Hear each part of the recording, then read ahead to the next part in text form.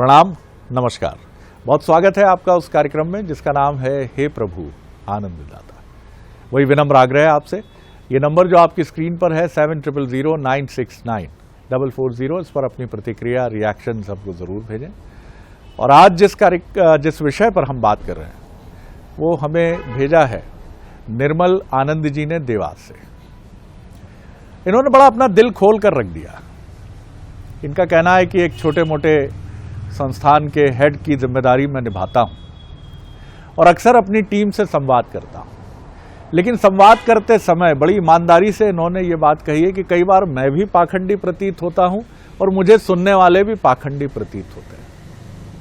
और इसका कारण ये लगता है कि हम सबको मालूम है कि इस संवाद की गति कहां खत्म होगी। बाकी सब ऐसा स्वांग करते हैं कि वो बड़ी विनम्रता से और गंभीरता से सुन रहे हैं, लेकिन जहां कोई असहमति का बिंदु खनकता है, उस असहमति के बिंदु के खनकने के साथ सारी सहिष्णुता तिरोहित हो जाती है, छिटक के कहीं चली जाती है। चेहरे पर अपमान, दंभ और विचलन के भाव लिए सब लोग धीरे से उस मीटिंग से विदा होते हैं। इनका ये क्या कहना है, ये जानना चाहते हैं हमारे विद्वान वक्ता से कि आखिर जब हम लोगों को समझाने की कोशिश करते हैं तो क्या सबसे अधिक समझने की आवश्यकता हम ही को होती है?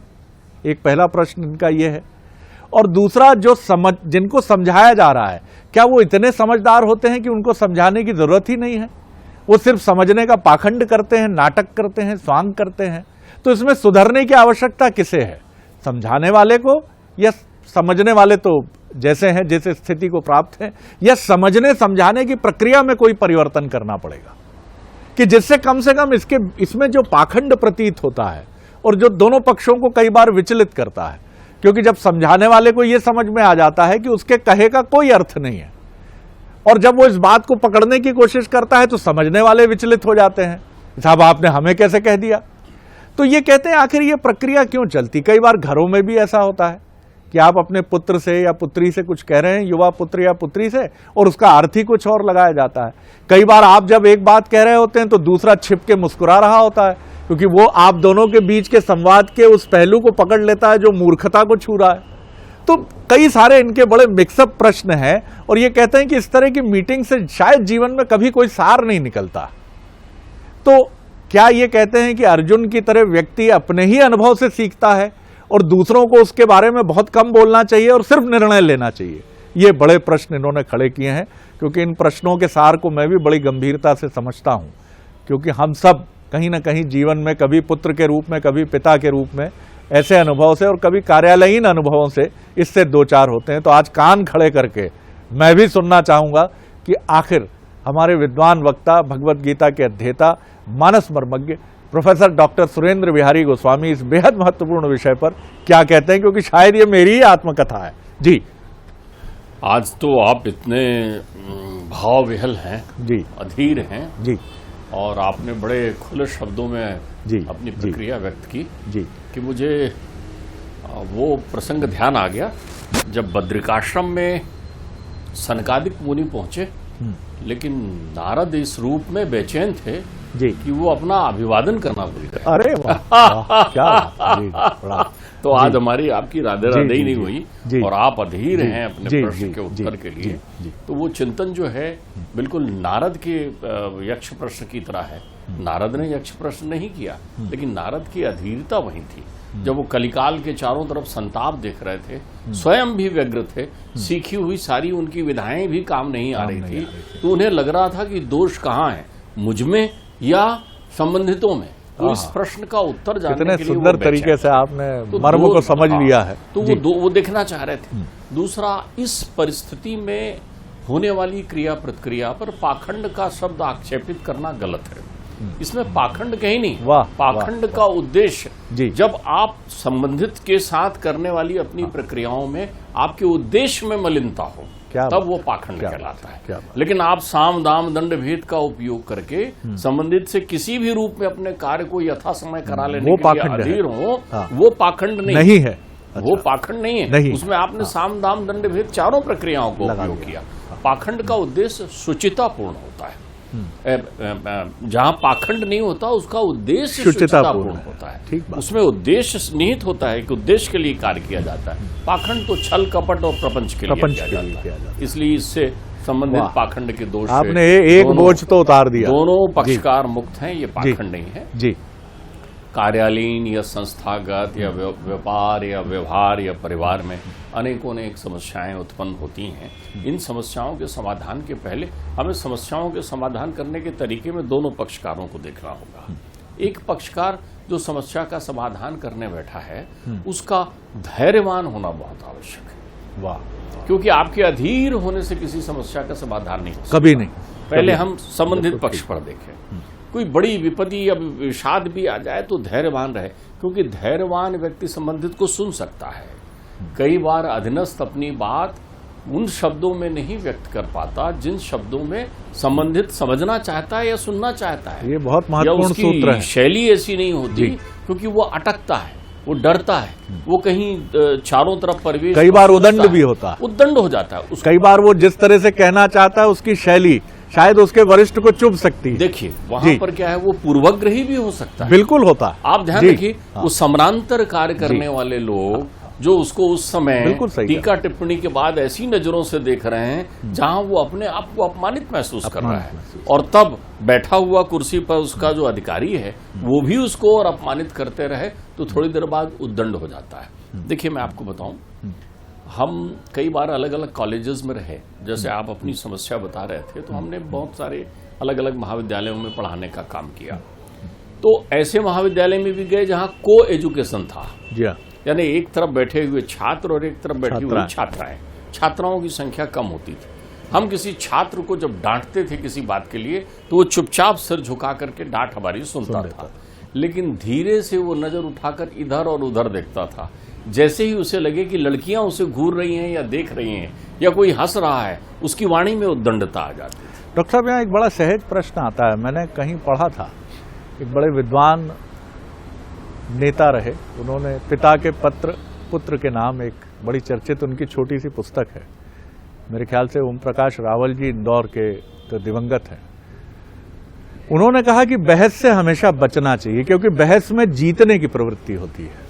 ये आपने तो बहस ऐसे मौकों पर बात बहस की, जो अधीनस्थ है उसको लगता है कि मैं सही कह रहा हूं, मेरी बात क्यों नहीं सुनी जा रही, और जो कहने वाला है वो अपने मंतव्य को इसलिए सही मानता है कि उसको लगता है कि मैं तो एक व्यापक परिप्रेक्ष्य में कह रहा हूं। बहस से कैसे बचा जाए? देखिए मैं आपको बताऊं जी, यहां पर सेवाधारी अधीनस्थ या अपने समानांतर कार्य करने लोगों के बीच वार्तालाप में कभी भी बहस शब्द का उपयोग होता ही नहीं है। ध्यान रखिए, जो उच्चस्थ व्यक्ति होता है, जो प्रबंध क्षमता या स्वामित्व पर करता है, वहां निर्देश के अतिरिक्त वो वार्तालाप या परिचर्चा करता है, बहस नहीं करता।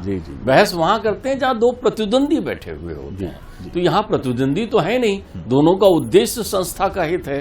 तो हमेशा ध्यान रखिएगा कि स्वामी और सेवक के बीच परिचर्चा हो सके। लेकिन ऐसे संवाद में कई लोग अड़ जाते हैं कि मुझे सुनिए पूरा।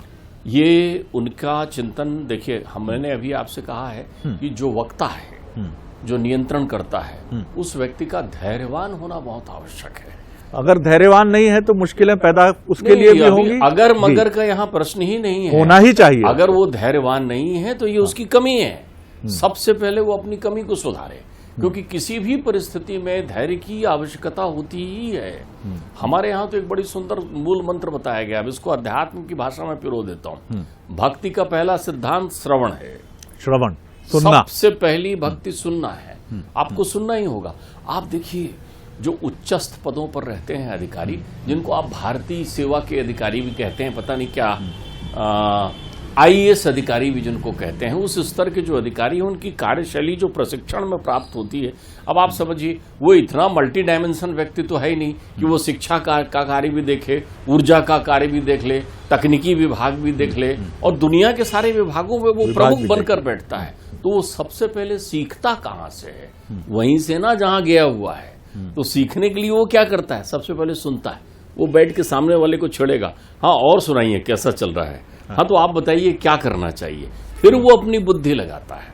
तो जब तक आप श्रवण नहीं करेंगे दोनों पक्ष के साथ ये लागू है। हाँ, जो बैठा हुआ व्यक्ति है उसे भी श्रवणशील होना चाहिए, और जो श्रोता सामने वाला व्यक्ति है जिसको निर्देश दे रहा है उसको भी श्रवणशील होना चाहिए।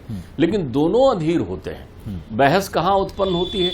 परिचर्चा आप देखिए, कई बार संवाद के सिरे नुकीले हो जाते हैं, उसमें अज्ञानता किसी भी पक्ष की हो सकती है। एक कहता है कि यहाँ एक त्रुटि हो गई है, या आप में ये गलती है, आप में ये कमी नजर आती है, तो फिर वहां से ये संवाद के सिरे एक दूसरे को जख्मी करने लगते हैं। ये एक बात और ध्यान रखिए जी।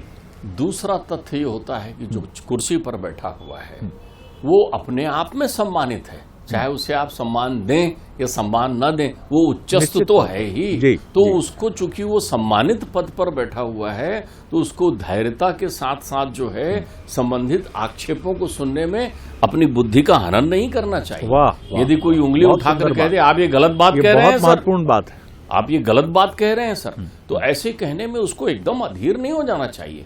आप ध्यान रखिए, हमारे यहाँ नीति विषयक इतने सारे तथ्य बने हुए हैं संत समागम और राजपक्षों के बीच में कि तब नीतिवान और विद्वान दोनों पक्षों को एक दूसरे को सहिष्णुता से सुनना चाहिए। देखिए यहाँ और अपनी गलती को स्वीकारना और समझना भी चाहिए। नहीं, यहाँ एक बात मैं आपको बताऊं, सहिष्णुता तो उनके मध्य होनी ही चाहिए, जो कि प्रकृति नहीं होती है, नहीं है, ये वहाँ का अभाव है। अभी अपन इस पर चिंतन कर रहे हैं कि किन कारणों से ये उत्पन्न हो रहा है। यदि उनमें सहिष्णुता नहीं है, यदि उनमें बंधुत्व की भावना नहीं है, यदि उनके लिए संस्था सर्वोपरि नहीं है, तो फिर आप ये समझ लीजिए वो कहीं ना कहीं स्वार्थ के दायरे में आ गए हैं, परमार्थ उनके चित्त में नहीं है। ये भी बेहद महत्वपूर्ण जो वेतन के लिए ही केवल कार्य कर रहे हैं कि मैं काम करूं या ना करूं, 1 तारीख को मेरी तनख्वाह पक्की, वो संस्था तो डूबेगी। मनुष्य की एक बड़ी सहज कमजोरी ये भी है डॉक्टर साहब कि जो भी ये संवाद सुन रहे होंगे वो, मैं दावा करता हूं कि इस समय आहा ये मेरे लिए कहा गया, आहा ये मेरी बात, मैं सही हूं, वो हर उस वाक्य को लपकना चाहते हैं कुशल खिलाड़ी की तरह, कैच आने की तरह कि ये मेरे पक्ष में दी गई दलील है, वाह मैं बरी हुआ। देखिए आप एक बात ध्यान रखिए जी, ऐसे लोगों के लिए मैं फिर से अपना एक कोटेशन कहना चाहूंगा जी, कि मन की अदालत में मन को ही जज बना लीजिए, मन को ही वकील बना लीजिए और मन को ही अपराधी बना लीजिए, फैसला आपके विरुद्ध ही होगा, क्योंकि आप तो जानते हैं किस श्रेणी के लोग कर पाते हैं। इसमें अब देखिए ये एक हमें एक ऐसे परिवेश की कल्पना नहीं करना चाहिए कि कोई भी चीज प्रमापित स्तर पर पहुंच गया, बड़े संघर्ष भले ही कितनी विलुप्त प्राय हो, लेकिन है तो इसको कभी भी आप प्रमापित स्तर पर नहीं पहुंचा सकते। एक बहुत छोटी सी बात है, प्रमापित का अर्थ है कि मूल्यांकन करना या उसको नापना, एक स्टैंडर्ड साइज में जो चीज होनी चाहिए प्रमापित स्तर पर। दूसरी बात, आप एक बात समझिए कि हमेशा अपने स्वामी को दोषी करार दे देना ये तो सबसे सहज तरीका है अपने अपराध से बचने का, क्योंकि आपने वहां सुना नहीं ना। अधनस्थ का काम है सुने, श्रवण सुजस सुन आए हूं। ऐसा तो नहीं है ना कि रावण को कहने वाले कितने लोग नहीं थे, लेकिन रावण ने अधीनस्थ को नहीं सुना, अधीनस्थ ने कृष्ण को नहीं सुना। कृष्ण जैसा समझाने वाला हो, कृष्ण जैसा, तो दुर्योधन जैसा श्रोता जो अडिग हो चुका है कि नहीं मानो ना मानो मैं तो यही मानूंगा, तो फिर ऐसी स्थिति में विकल्प नहीं होता। अर्जुन ने किसी अनुभव से नहीं सीखा, अर्जुन ने गीता को सुना। हमारे यहाँ लोग सुनते नहीं हैं, हमारे यहाँ प्रशिक्षण की वो पद्धति नहीं होती। जो व्यक्ति ऊपर के सिरे तक पहुंचा है उसने न जाने कितनी कसौटियां और कितनी प्रक्रियाएं प्राप्त की है। इसको वैसे ही समझ लीजिए कि आपके पिता आपको कुछ कहना चाहते हैं, लेकिन आपने तो ये मन ही बना लिया है कि पिता बूढ़े हैं, उनको नहीं समझता, मैं ही सबसे ज्यादा समझदार हूं, तो आप दुनिया की ठोकरें खाते रहेंगे। बाद में पिताजी याद आएंगे जब फोटो बनकर चिपक जाएंगे। तो अच्छा ये हो कि पिता जो कह रहे हैं वो सुन लें। तो संस्था के जितने भी प्रमुख हैं वो पिता तुल्य होते हैं। अब पिता तुल्य होते हैं तो उनके प्रति स्वाभाविक आदर की प्रक्रिया हमारे पास रखना चाहिए। अनुशासन और मर्यादा की परिधि का कभी भी विखंडन मत करने का प्रयास मत करिए। बहुत सरल है जोर से चिल्लाकर बोल देना, जोर से कहने से आपकी बात सच नहीं हो जाए, कभी नहीं। तो अगर आप चीख कर या जोर से चिल्ला कर यदि अपने गेस्चर पोस्चर का प्रदर्शन करके वहां के वातावरण को दूषित कर रहे हैं तो आप अपराध बोध में, क्योंकि आपने अनुशासन तोड़ा है। कहीं ना कहीं होना चाहिए। मानसिक विकृति का भी परिचय, वो तो विकृति तो है ही, क्योंकि आप देखिए कृतिवान नहीं है ना। कृतिवान कौन है? जो सारे सद्गुणों से संपन्न है। सद्गुण क्या कहता है? अनुशासन, मर्यादा, परिवेश की शुद्धता। रामायण में भी हम देखते हैं कि लक्ष्मण उत्तेजित हो जाते हैं, राम हमेशा लेकिन कायम है। आप एक बात और समझिए, लक्ष्मण की उत्तेजना के बावजूद, रामायण से ही सीखिए, आपने कितना सुंदर उदाहरण दे दिया। लक्ष्मण कितने भी उत्तेजित हो जाएं, राम को बोलने की जरूरत नहीं, एक कटाक्ष मात्र से वो शांत होकर के रुक जाते हैं। तो आपने कभी उन इशारों को समझा है, उन प्रक्रियाओं को समझा है? कई बार ऐसा होता है कि कुछ एक कर्मचारी अपने श्रेष्ठ कार्य संपादन से अपने स्वामी के सन्निकट हो जाते हैं, उनकी अनुभूति में लगता है कि मैं स्वामी का खास हो गया, और ऐसा होता भी है। लेकिन आपको मालूम है, कुशल स्वामी उनको प्रताड़ित करके सबको संदेश देता है। ये गणित आप समझ लीजिए, जो आपके सबसे सन्निकट होता है, आप उसे 4 लोगों के बीच डांट देते हैं, समझ में नहीं आता, नौकरी से निकाल देंगे तुमको, क्या समझते हो अपने आप को। तो जितने दूसरे श्रोता होते हैं वो बोलते हैं, जब यार अपने खास आदमी को ये निकाल सकता है नौकरी से, तो हमारी तो शामति ला सकता है ये। तो ये भी एक शैली है प्रबंध की। तो जो खास वही है, वही पुत्र श्रेष्ठ कहलाता है, जो पिता की सबसे ज्यादा डांट सुनता है। ये आप मत भूलिए, क्योंकि कंचन को हमेशा कसौटी की आवश्यकता होती है। तो यदि आप, और दूसरा नवाचार में यदि आप किसी संस्था में लगे हैं, तो आप एक दृढ़ संकल्प लेके जाइए कि मैं प्रशिक्षण अवधि में हूँ।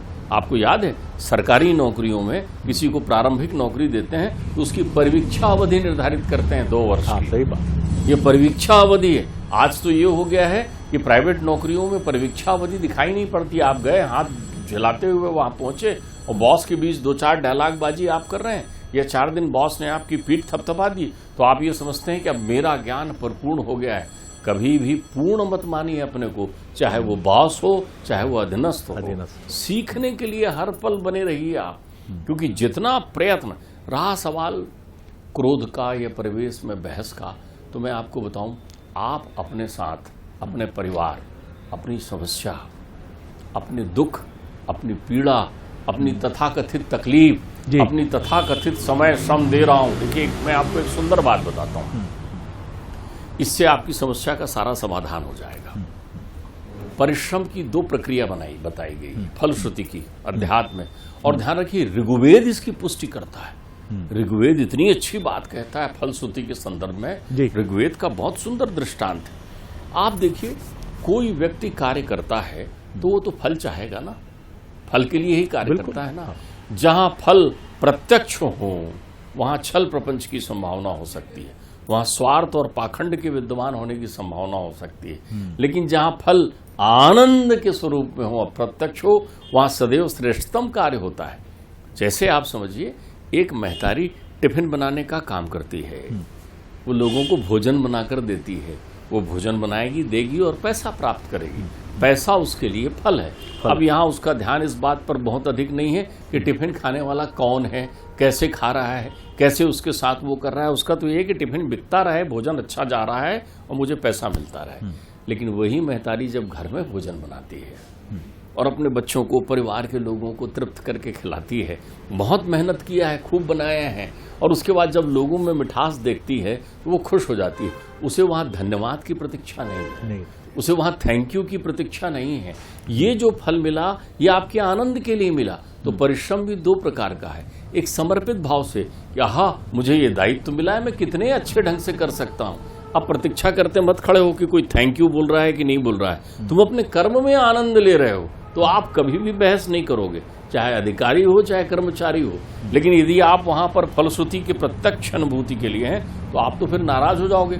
उठा नहीं, खड़ा नहीं हुआ, नमस्कार नहीं किया, मैंने इतना तेरे लिए क्या नहीं कर दिया और तूने नहीं किया। डॉक्टर साहब, छोटा सा एक और संक्षेप में आपसे ब्रीफ में, समझाने वाले में क्या मूल्य गुण होना चाहिए और समझने वाले में क्या गुण होना चाहिए? समझाने वाले में सबसे बढ़िया सद्गुण होना चाहिए कि वो सबसे पहले संबंधित को क्या समझाना चाह रहा है, इसकी विषय वस्तु उसके दिमाग में होनी चाहिए, अर्थात उसमें मेधा बुद्धि का होना आवश्यक है। इसी से एक जुड़ा सप्लीमेंट्री, किन्हें समझाना चाहिए, किन्हें नहीं समझाना चाहिए, ये दोनों चीजें। जो व्यक्ति जिज्ञासु मुमुक्ष दिखाई पड़े, जिस व्यक्ति में सुनने की क्षमता हो, उसे समझाना चाहिए। हमारे यहाँ तो कहा है, उपदेशो ना ही मूर्खाणाम।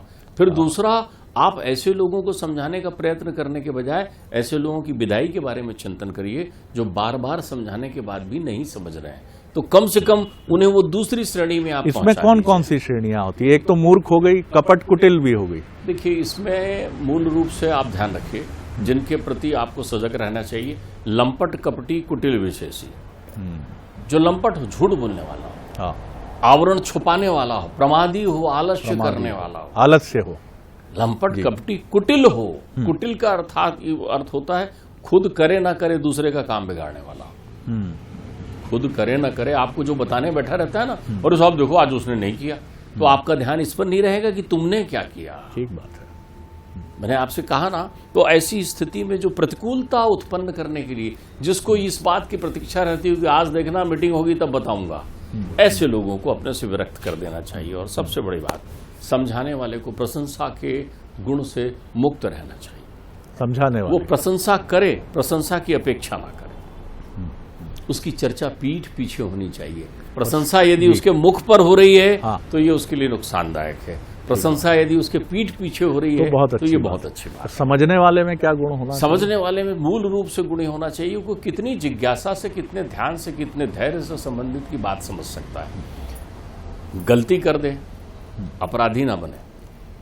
गलती कर दे, त्रुटि कर दे, लेकिन अपराधी की प्रवृत्ति उसमें ना आए। अर्थात एक ही गलती यदि वो बार बार कर रहा है, इसका अर्थ ये है कि वो आत्मसात नहीं करना चाह रहा है कि कौन सा काम है, कार्य उसकी रुचि का नहीं है फिर भी कर रहा है, या अपनी रुचि कार्य के प्रति नहीं लगा रहा है। तो उसे अपराध प्रवृत्ति में नहीं आना चाहिए कि रोज तुम्हारी आदत हो गई है, लेट आते हो तुम, रोज तुम्हारी आदत आ गई, लेट आते हो। मैंने तुमसे कहा था कि ये काम नहीं करो, 10 बार कहा है मैंने कि ये मत करो। ये जो उद्बोधन संबंधित की तरफ से मिल रहे हैं, ये आपकी प्रवृत्तियों को प्रमादी और अपराधी बना रही है। तो सबसे पहले दूसरी बात, एक बात ध्यान रखिए, हमेशा हमेशा पद, गरिमा, व्यक्ति, अनुभवी, इनके प्रति सम्मान की भावना रखें। ठीक।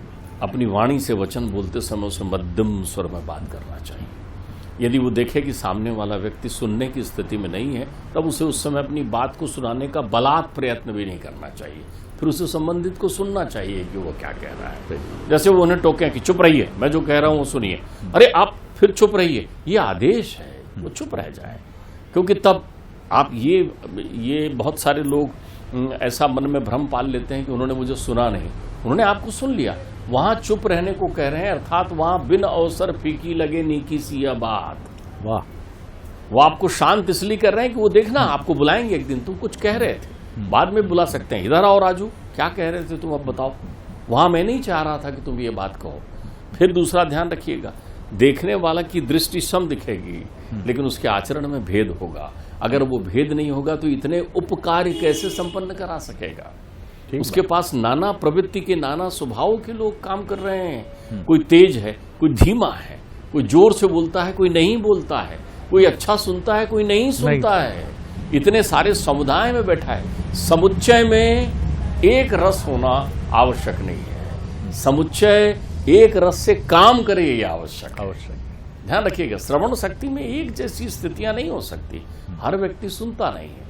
आदमी बैठेंगे ऐसे ध्यानस्थ पेन कागज लेके बैठेंगे मीटिंग में, जैसे सब चीजें नोट कर रहे हैं, लेकिन जाकर आप उनसे में से किसी से पूछिए तो कि भाई साहब क्या आपने नोट किया है, इतना तो आप कर नहीं सकते ना। तो एकाग्र होना चाहिए। अगर बहुत सारे शब्द ना कहें तो श्रवण के लिए सबसे पहले एकाग्र होना चाहिए। मीटिंग क्यों है, उद्देश्य क्यों है, संबंधित क्या चाह रहा है, क्यों उसने बुलाया है, इन चीजों को सुनिए। दूसरा जी, कहीं और का फितरा लेकर कहीं और मत पहुंचिए। उस दिन ऐसा हो गया था, इस दिन आपने ये कहा था, ये पहेलियां मीटिंग में नहीं होनी चाहिए। सबसे महत्वपूर्ण बात इसमें यह है कि कहने का भी एक मर्यादा और नीति निर्धारक गुण और तत्व दोनों हैं, और सुनने वाले के लिए भी मर्यादा और नीति निर्धारक तत्व मौजूद है। मनुष्य कभी मन की अदालत में नहीं जाता, जैसा गोस्वामी जी ने कहा, ऐसा बिल्कुल नहीं है कि आप प्रमापित कोई मीटराइज्ड कोई प्रणाली नहीं है कि इस दुनिया से अब ऐसे लोग चले गए। आज भी ऐसे लोग होंगे, शायद हमें जीवन भर नहीं मिलते हैं, कि जो आकर कहें कि सबसे ज्यादा खतावार मैं हूं साहब। लेकिन क्या वो व्यक्ति कभी अपने घर के किसी कोने में बैठकर चाय पीते हुए किसी शून्य से जब पत्नी या बच्चे टोक देते हैं, क्या सोच रहे हैं पापा, तब वो क्या अपनी गलती के बारे में नहीं सोच रहा होता? क्या उस समय वो छिपाता नहीं है पत्नी से भी और अपने आप से भी कि नहीं मैं गलत नहीं था? बार बार मनुष्य का मन उसको निर्दोष प्रमाणित करता है, क्योंकि उसने मन की अदालत ही ऐसे डिजाइन की है, वकील भी उसका, जज भी उसका, जो हमेशा अभियोग की उंगली उठाता है, मिलॉर्ड मैं तो निर्दोष हूं, यही दोषी और खतावार है। सबसे बड़ी गलती इसी की है। जी गोस्वामी। देखिए, आपने बड़ी अच्छी ये प्रक्रिया कही। इसको बोलते समय मुझे एक बहुत सर्वोपरि उदाहरण आ गया प्रबंध का, तो मुझे लगा कि इस उदाहरण में दोनों तथ्य समाहित हैं, क्योंकि आपने बहुत अच्छे से उनको कंक्लूड किया है। देखिए, प्रमापित उदाहरण बताऊं कि एक स्वामित्व या उच्चस्थ और अधीनस्थ के बीच किस प्रकार के संबंध हो। सबसे पहले उन संबंधों का वो ईश्वर की परम कृपा, मैं तो ये मानता हूं कि ईश्वर की परम कृपा है उन संस्थाओं में जिनमें ये टीम बिल्डिंग का ये स्वर सुनाई पड़ता है। हमने चर्चा की है, टीम के जो स्वर व्यंजन है TEAM, T for total, E for effort, A for all, M for member, काज करें मिल बांट सब। अब आप देखिए, इसमें मैं आपको वो उदाहरण सुनाना चाह रहा हूं। फोर्ड के यहाँ हड़ताल हुई जी, फोर्ड के यहाँ हड़ताल हुई, कर्मचारी विच्छिन्न होकर जिंदाबाद मुर्दाबाद चिल्लाते हुए फोर्ड को घेरने के लिए चले आ गए।